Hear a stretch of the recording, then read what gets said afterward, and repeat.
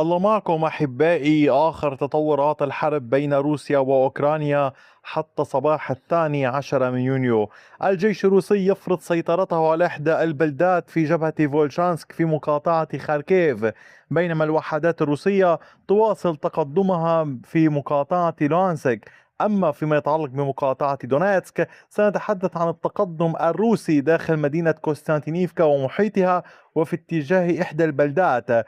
أما على صعيد العمليات في اتجاهات بوكروفسك أيضا ضمن مقاطعة دونيتسك، سنتحدث عن التقدم الروسي والاقتراب من إحدى البلدات في اتجاه سواء تحدثنا عنه. تابعوا التفاصيل، شاركوا الفيديوهات ودعموا القناة بقدر ما استطعتم حتى تعود لتنتشر ويستفيد أكبر قدر من الأصدقاء. نبدأ من خاركيف. هنا في جبهة فولشانسك إلى الجهة الشرقية، الوحدات الروسية وحدات الفوج 126 التابع للفرقة 71 تمكن من السيطرة الكاملة على أوخريميفكا بعد انسحاب القوات الأوكرانية. الجيش الروسي مع ساعات صباح اليوم كان قد أتم السيطرة والتأكد من خلو هذه المنطقة من الوحدات الأوكرانية. هذه المنطقة التي تشاهدونها أمامكم باللون الزهري كما تلاحظون، عمق التقدم كان 1.63 كيلومتر بامتداد 1.17 كيلومتر على طول الطريق الرئيسي. هذه البلدة تقع، هذه البلدة التي كان الأوكران يراهنون عليها مع مالافوفتشا في هذا الاتجاه للتصدي للجيش الروسي ومنعه من التوسع في المنطقة المحيطة. حاليا السؤال يدور: ماذا بعد أوخريميفكا؟ هل يحاول الجيش الروسي استكمال ربط المناطق السيطرة هنا ببعضها البعض،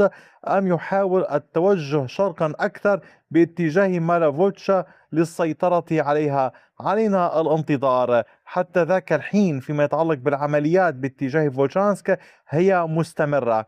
أما فيما يتعلق بجبهة لوانسك، كانت الوحدات الروسية قد استطاعت مجددا تثبيت السيطرة في هذه المنطقة، تقدم من جديد مع سيطرة. طبعا التقدم الروسي كان على كامل هذه المساحة وصولا إلى حدود المقاطعة بين لوهانسك وخاركيف. لمن لا يعلم أحبائي، دعوني أشرح ثم عن هذه النقطة ثم أشرح الفكرة بشكل عام.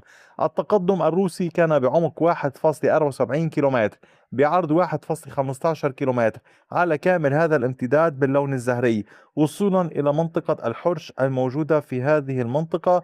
تحركت القوات الروسية من خلالها، ولا تزال المحاولات للتقدم من لوهانسك حيث شرقي الخط الأخضر اتجاه خاركيف نحو نوفو سيريفكا.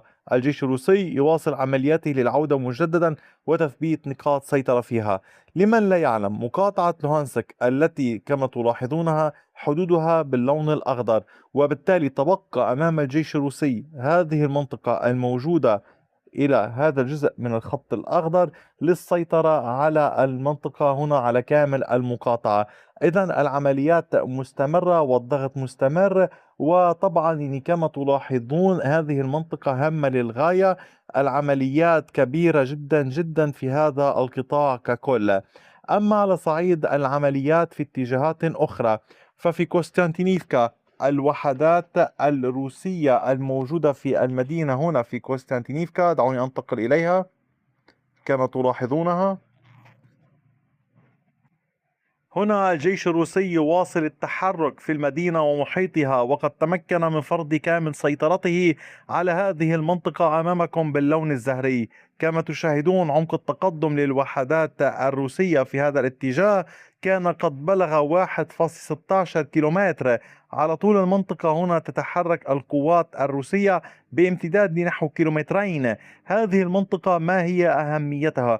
الأهمية هنا أنها تتجاوز الوجود الأوكراني في هذا القطاع، في هذه الضاحية، وتحاول التقدم مباشرة كما قلت لكم سابقا على طول أحزمة الأشجار والدخول إلى هذه الضاحية الموجودة في أقصى الشمال إلى الجهة الغربية. وبالتالي العمليات قوية جدا. هناك الكثير من القوات الأوكرانية في هذه المدينة، إضافة إلى القوات الروسية أكثر موجودة تعمل في هذا الاتجاه.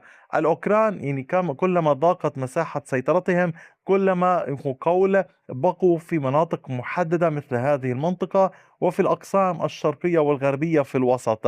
إذا العمليات مستمرة ولكن بصعوبة أكبر، ولكن الجيش الروسي يحاول إيجاد خطط على ما يبدو للضغط على الوحدات الأوكرانية وإجبارهم على الانسحاب كما حصل في هذه المناطق. هنا في هذه المنطقة كلما كان الجيش الروسي يضيق الخناق في هذا الاتجاه، كلما كانت القوات الأوكرانية تتراجع أكثر فأكثر في محاولة يعني كي لا يتم حصارها وتطويقها، وتحاول الاحتفاظ بوجود في بعض الشوارع والأحياء.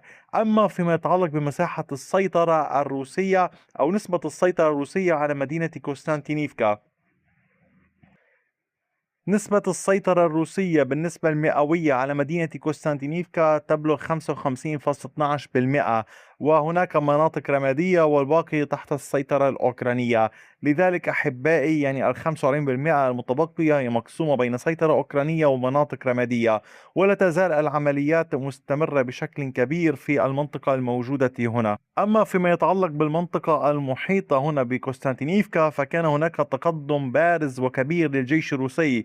على طول المنطقة تمكنت الوحدات الروسية من الاختراق باتجاه قرية روزيشكشني. هنا في هذه المنطقة روسكيشني الجيش الروسي تمكن من الدخول إليها والسيطرة على معظمها في هذا الاتجاه. كانت السيطرة على كامل هذه المساحة باللون الزهري كما تظهر أمامكم. عمق التقدم للجيش الروسي بلغ كيلومتر وربع في هذا الاتجاه بعرض 910 أمتار. هنا السيطرة اليوم تفيد الجيش الروسي بعدة اتجاهات. أولا محاولة استكمال السيطرة على ما تبقى من هذه البلدة. ثانيا الضغط أكثر باتجاه دوفابالكا، حيث لا يزال هناك يعني وجود للأوكران في هذه المنطقة ضمن هذه المنازل، ولكن الضغط اليوم بات من ثلاثة اتجاهات على هذه الوجود الأوكراني هنا في هذه المنطقة. إضافة إلى ذلك العمليات في هذا القطاع هامة جدا بالنسبة للوحدات الروسية، هي تساعد في محاولة ربط مناطق السيطرة بين ميرنوغراد وكوستانتينيفكا على كامل هذا القطاع ببعضها البعض. ولكن أعود أذكركم هناك الكثير من التضاريس المائية في هذه المنطقة، الكثير من القوات الأوكرانية المنتشرة سواء على طول الطريق المؤدي إلى مدينة دروشكيفكا أو في مدينة كوستانتينيفكا أو ما بينهما. لننتظر إلى أين ستؤول الأمور. أما فيما يتعلق بجبهة بوكروفسك، الوحدات الروسية تواصل التحرك باتجاه شيفشنكو، واليوم سيطر الروس على هذه المنطقة هنا صباحا كما تلاحظونها باللون الزهري. عمق التقدم كان على طول أحزمة الأشجار الموجودة في هذا الاتجاه بعمق كيلومتر وربع بعرض الكيلومتر. القوات الروسية تحاول ربط مناطق السيطرة ببعضها البعض والاقتراب أكثر من شيفشينكو، لكن سؤال هام يدور. القوات الأوكرانية بنت الكثير من الخنادق المضادة للدبابات خطوط في هذا الاتجاه لمنع المركبات الروسية من الدخول، وبالتالي كيف سيدخل الجيش الروسي إلى هذه المنطقة؟ عبر آليات خفيفة. هناك الكثير من التحصينات الأخرى المختلفة، وبالتالي هذه تبقى تحديات وسط وجود المسيرات التي ترصد المنطقة طوال الوقت. كما تلاحظون المعارك أيضا مستمرة في باقي الجبهات ولكن دون أي تغييرات في خريطة السيطرة. أدعوكم مجددا لدعم القناة بكافة الطرق والوسائل، سواء بالتفاعل ومشاركة الفيديوهات أو بالدعم المادي لهذه القناة. شكرا لكم دوما، وإلى اللقاء بفيديو آخر.